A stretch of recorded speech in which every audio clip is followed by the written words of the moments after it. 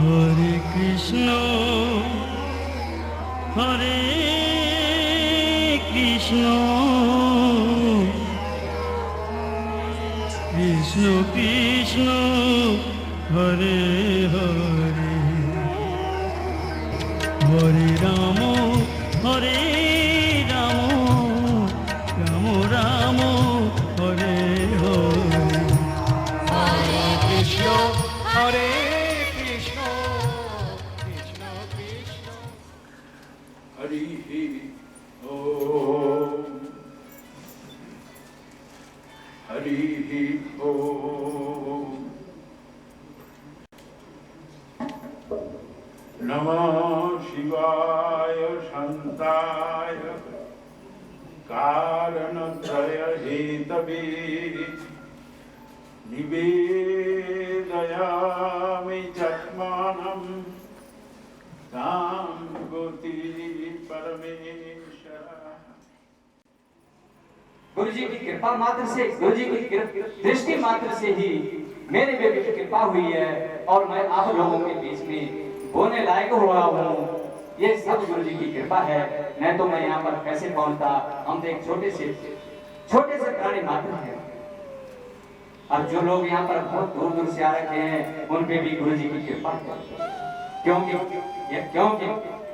गुरु कृपा ही केवल गुरु की ही कृपा है, क्योंकि गुरु ही दृष्टि देते हैं। ईश्वर की प्राप्ति गुरु ही करवाते हैं और माता पिता को भी गुरु ही बताते हैं कि आपके माता है, ये पिता है, और गुरु और भगवान को और ईश्वर को मानने का कौन सा रास्ता है, ये गुरु ही दिखाते हैं। जब हम उत्तरकाशी में थे, गुरुदेव जी के पास जाते थे, कम से कम 10 साल 12 साल की अवस्था रही हुई। वहां पर विमलेश्वर मंदिर, हम लोग वहां पर छोटे छोटे बच्चे जाते थे। छोटे बच्चों की लालसा होती है कि प्रसाद खाने की, केला खाने की। हम लोग जाते थे लालसा खाने की वजह से, जानते नहीं थे महापुरुष क्या होता है। अभी हम ऐसा नहीं जानते, थोड़ा थोड़ा सा मन में आता है कि अब थोड़ा सा कुछ हम जानेंगे। गुरु शक्ति से थोड़ा थोड़ा नजर आने लगे। जैसे कि तालाब में कहीं किनारे पे एक गुरुदेव ने उदाहरण दिया था, एक दिन का घास का दूर से जो है थोड़ा हिलता है, दिखाई देता है, बहुत सूक्ष्म दिखाई देता है। उसी तरह से थोड़ा समझ में आ रहा है कि हम भी कहीं पर मिल रहे हैं, थोड़ा सा, इतना नहीं है। वहां पर विमलेश्वर मंदिर में हम जाते थे, गुरुदेव की कथा सुनते थे, गुरुदेव बैठे रहते थे, अपना पूरा खाना सोना सब त्याग करके हर भक्तों को बार बार दर्शन देते थे, सामने बैठे रहते थे, हर किसी को सही मार्ग की ओर ले जाते थे। लोग समझते नहीं थे, हम लोग गृहस्थी होते कोई समझते नहीं। सदगुरु क्या पुरानी कथाओं से बहुत मेल खाता था। जो मैं पढ़ा करती थी पुरानी कथाएं, जो पुरानी, वैसा आश्रम मुझे लगता था। ऐसा तो समझ आ रहा था कि दिव्य स्थान है, पर ज्यादा कुछ जानती नहीं थी मैं। एक सुखद सी अनुभूति हो रही थी और एक जो विशेष बात थी जिसने मुझे आकर्षित किया वो ये था कि यहाँ पे कोई भेदभाव नहीं था। छोटे बड़े अमीर गरीब सभी के साथ समान व्यवहार, जैसा कि संसार में मैं नहीं देखती हूँ। यही बताया जाता है कि छोटा है, ये बड़ा है, पर यहाँ पे ऐसा कुछ भी नहीं था। गुरुदेव की प्रेम की गंगा अलग अलग रूप से, समान रूप से सभी पर बह रहे थे। और एक बात जो मैं कहना चाहती हूँ वो ये कि इस आश्रम में आके ये आश्रम कब धीरे धीरे मेरे मन में बस गया, मुझे पता ही नहीं चला। ये आश्रम विजय मिलन मठ एक मिसाल है, ये एक स्पेशल ट्रेनिंग सेंटर है। यहाँ सही मायने में जीवन जीने की कला सिखाई जाती है। छोटी छोटी बातें जिसमें हम अपने आप को बहुत परफेक्ट समझते हैं, यहाँ आने से पता चलता है कि हम हैं क्या। चटाई सीधी बिछानी, रोल करके कैसे उठानी, बर्तन कैसे धोने। आपको ये बातें साधारण सी लग रही होंगी, पर ये काम हम सही रूप से नहीं कर पाते। और मैं इतनी बड़ी हो गई हूँ, मुझे सही ढंग से झाड़ू लगाना नहीं आता था। सही ढंग से झाड़ू लगाना भी मैंने यहीं आकर सीखा। इतना ही नहीं, परस्पर एक दूसरे से कैसे व्यवहार करना चाहिए, हमें कैसा आचरण करना चाहिए, संसार में कहीं भी इसकी शिक्षा नहीं दी जाती। रोज के भागते दौड़ते जीवन में उलझने समस्याएं हमारा जीवन जीना दूभर कर देती हैं। बस उन्हीं समस्याओं को जीतना, उन पर विजय प्राप्त करना, केवल यही विजय मिलन मठ में ही सिखाया जाता है। और मैं अपने आप को सौभाग्यशाली मानती हूँ कि मुझे यहाँ से सीखने का अवसर मिल रहा है। और आगे बढ़कर मैं इतना ही कहूँगी, भटक रही थी एक अरसे से अनजानी सी राहों पर, क्या पता था यहीं पे आके सब राहें मिल जाएंगी। धन्य सुन।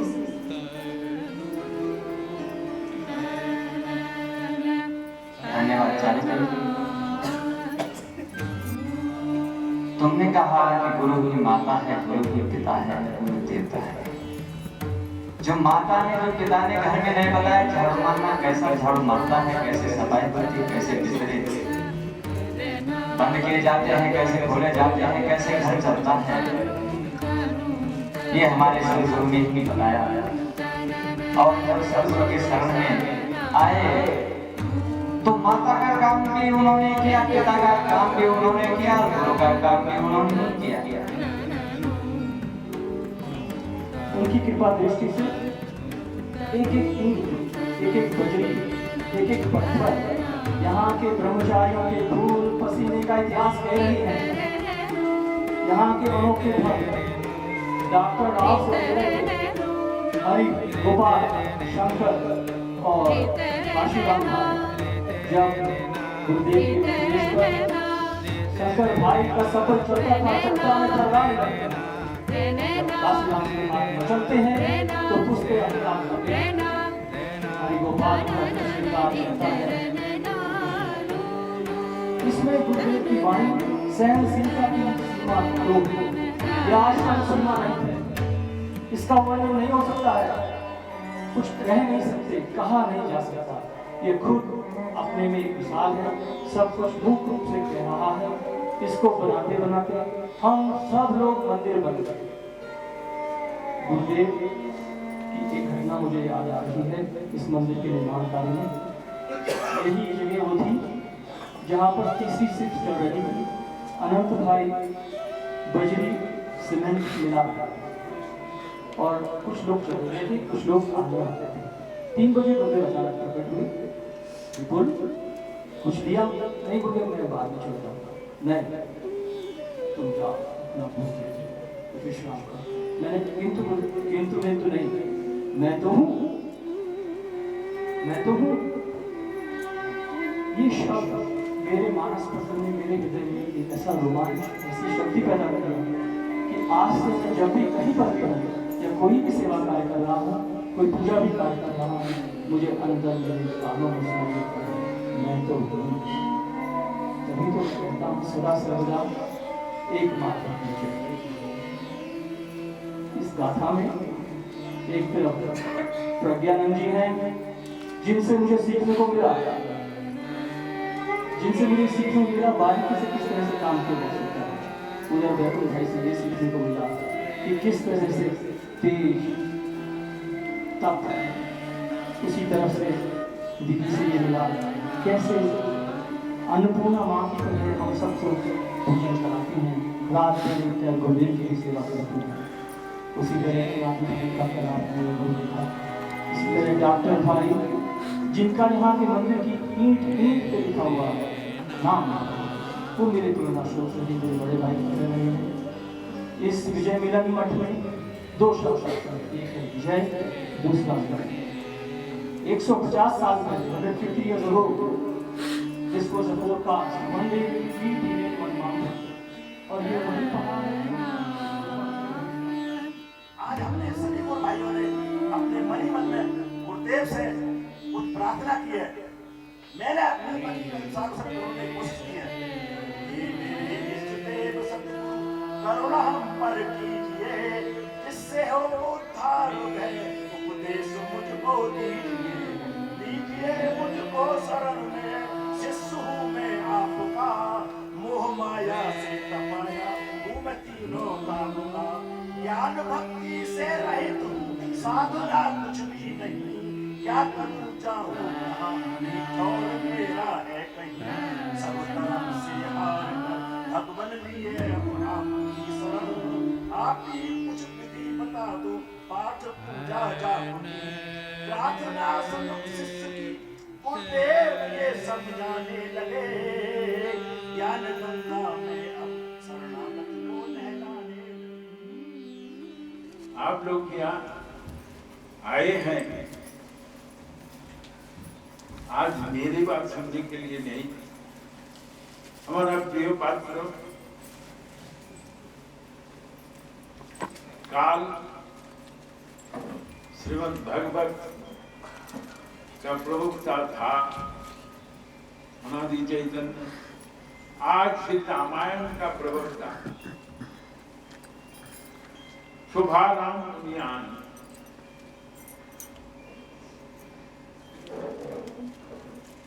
ये रामायण सुनने के पहले शुभाराम का नाम सुनना पड़ेगा आपको, शुभाराम का परिचय सुनना पड़ेगा आपको।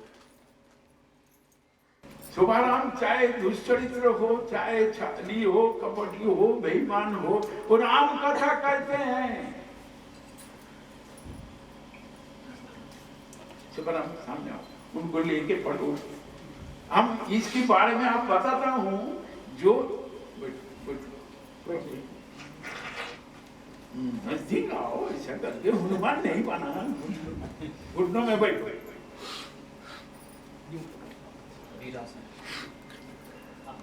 ये हाथ तुम्हारे सिर में जाना चाहिए, तुम जुग जुग जियो, तुम्हारे जितना बदनाम होगा वो सब मेरा होगा। तिलोकराम जी जो बोलेगा, अब शुभाराम को तो मैं अनुमति दे दिया है, जाओ आप बस गति में बैठो, सुनाओ, करो हरिओम। आशीर्वाद मिल गया ना रत्नाकर से, दुष्टों से, हैं? देखना हे नाथ, तो अनाथों की बात करता है। मेरे जैसे अनाथ कौन है? गर्भ में रहा 16 महीने तक रहा, दुनिया का नया निशान पैदा हुआ, जन्मते ही मां मर गई, लोगों ने बाहर फेंक दिया। राम बोला किसी ने मेरा नाम रखा, बस सड़कों पर पड़ा रहा। और हे गुरुजी, आपकी कृपा से आज मैं वही तुलसीदास, नाथ तू अनाथ के अनाथ कौन मोसो।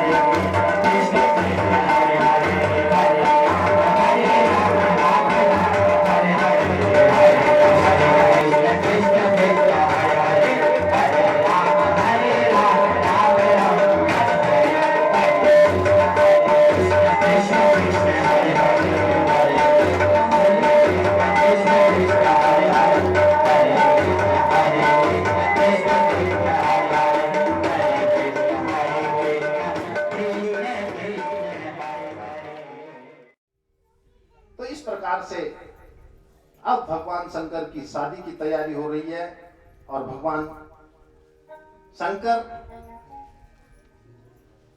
को उसके गण सजा रहे हैं। तो क्या क्या कर रहे हैं गण? सांपों का कुंडल बना रहे हैं, कोई भस्म मल रहा है बदन पर, कोई पत्ते लगा रहा है, कोई खाल पहना रहा है। भगवान शंकर, बस शादी की तैयारी हो रही है शंकर जी की, पार्वती और शंकर के विवाह की तैयारी हो रही है। रामचरितमानस में राम कथा में बड़ा दिव्य वर्णन आता है। एक दिन इस कथा में ही लग जाता है, 9 दिन की कथा में बहुत सुंदर वर्णन आता है। हम तो यहाँ पर संक्षेप कर रहे हैं। दिव्य कथा होती है और तुलसीदास जी लिखते हैं कि शंकर जब सज गए तो कैसे सजे? तनछार ब्याल कपाल भूषण गगन जगत जटिल भयंकरा, जो जियत रहे बरात देखत पुण्य बनते ही सही। सीता राम राम राम सीता, अब देखिए भगवान प्रकट होने वाले। सीता राम राम राम सीता राम राम राम सीता राम राम राम सीता राम राम राम सीता राम राम राम सीता राम राम राम सीता राम राम राम सीता राम राम राम सीता राम राम राम सीता राम राम राम।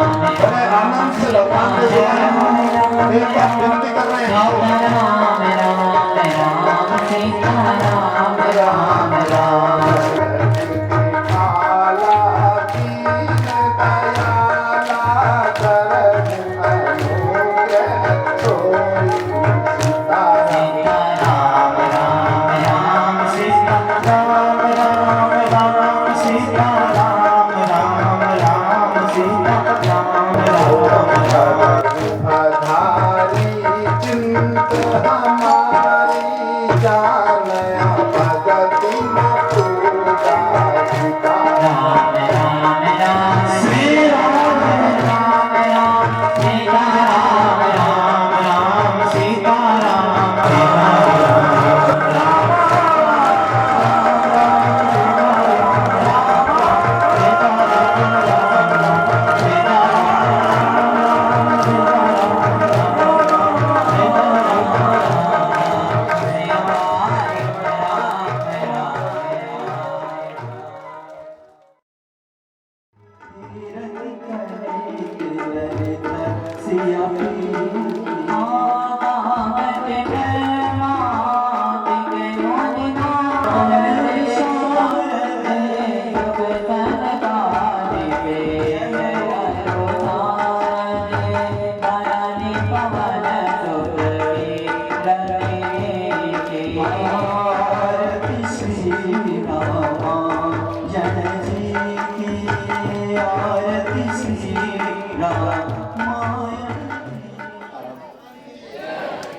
जय गुरुदेव, जय गुरुदेव, जय गुरुदेव। सभी भक्तों से आग्रह है कि सभी आरती देने के पश्चात प्रसाद दें और प्रसाद देने के पश्चात सभी भोग प्रसाद के लिए नीचे प्रांगण में व्यवस्था है, वहाँ पर पंक्ति वाइज व्यवस्था को बनाए रखें। आश्रम की मर्यादाओं को ध्यान में रखते हुए सभी लोग पंक्ति वाइज जाएं और मातृशक्ति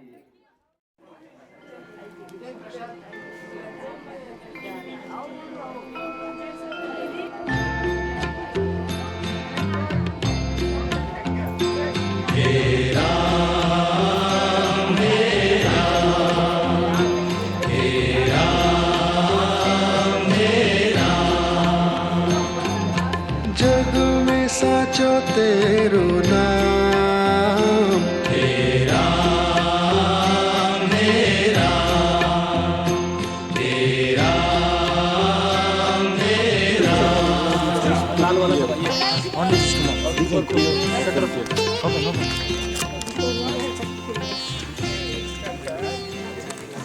गिर गया।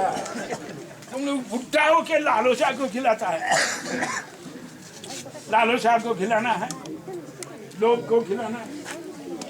पूछने से शर्म लागे, शर्म लागे। देखा एक पूछे तो मुंह काला कर, वो तो 5 से भी और आगे चल गया। ठीक সম্মুখ কোথায় গেল? তুমি কটা কে? দুটো। ঠিক पांडे 4। ठीक तुम पतला है। वो जबरदस्ती दे गए, मैं तो 2 ही लिया था गुरुदेव, स्वामी दादा जबरदस्ती डाल गए। अच्छा मुझे सुजोग दिया ही नहीं, मैं भी एक खिला दूं। पूछूं या नहीं? नहीं है। पूछो। कितना? 3। वो तो ठीक है, ब्रह्मा विष्णु है, समझा? 3। तुम लोग इतना दौड़ धूप करते हैं। चलो कृपाल कितना? 6 गो पाक गया, शर्म होना चाहिए, बाल पाक गया। नंदू जी 3 लिया। चलो शुक्र है। Only 3? Okay. 3 auch. Punch. Poncho? Now you are having greediness, so you are eating through greedy. 3। अन्याय करेছো, ये साधना स्थले पाप का बीज बोना है क्या? लालसा को खिलाना है या भगवान को? तुम किसको खिलाया? ये झूठा झूठा। हाँ भगवान लोभी है क्या? तब ऐसी होते है। 5 क्योंकि पंचम वर्गो पुरुषार्थ, पुरुषार्थ মানে पंचम पुरुषार्थों के तुम्हारे बोला। तू कब पहुंचा? कितने का दिया? 4 बुद्धि 8।